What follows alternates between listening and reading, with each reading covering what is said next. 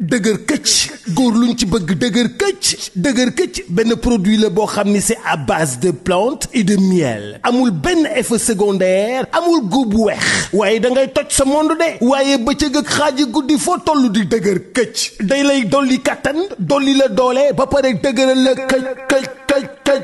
te dëgër këcc traitement wu médecine traditionnelle chinoise ana adduna bi kan moo jëfandikoowul médecine traditionnelle chinoise adduna bi yépp a koy jëfandikoo dëgër këcc ma nga bàyyeekoo Chine dëgër këcc c'est 100% naturel amul benn effet secondaire dëgër këcc livraison en toute discrétion 77 423 94 94 wala 77 423 97 97 numéro bu baax baa ngi noonu 77 423 97 97 guddi gi day neex kër gi day neex gàlle bi day neex féppay dëgër këcc. waaye jërëjëfati Ibou Sakho leader Ibrahima Sakho alias Ibou Sakho. Macha Allah. Ibou Sakho merci beaucoup et merci beaucoup mille fois. arab yi dafa am lu ñuy léegi dañuy faral di wax ni al af'aalu hiya allati tu'akkidu sidqul mahabba. bëgg naa diw wala bëgguma ko wala mooy sama référence wala bëgg naa sama dëkk arab yi ñu ne wax ñu lan nga fa def ba pare ñu doo ko gëm. Ibou Sakho woote bii wane ni patriotisme mu ngi ci yow te du tey la commencé présence ñi fi teew nii wane na ni amal nga njëriñ sa gox te du lu bees ci yow nit kenn du ko yeew ci buum di ko xëcc ñi fi teew nii ñëpp du dërëm du ñaar dërëm moo leen fi indi waaye kóllëre wante ak yow ak njëriñ boo leen amal ak njëriñ boo amee lu gox bi moo tax góor jigéen mag ndaw ñëpp ñu teew ngir bokk ak yow bis bi Ibou ñu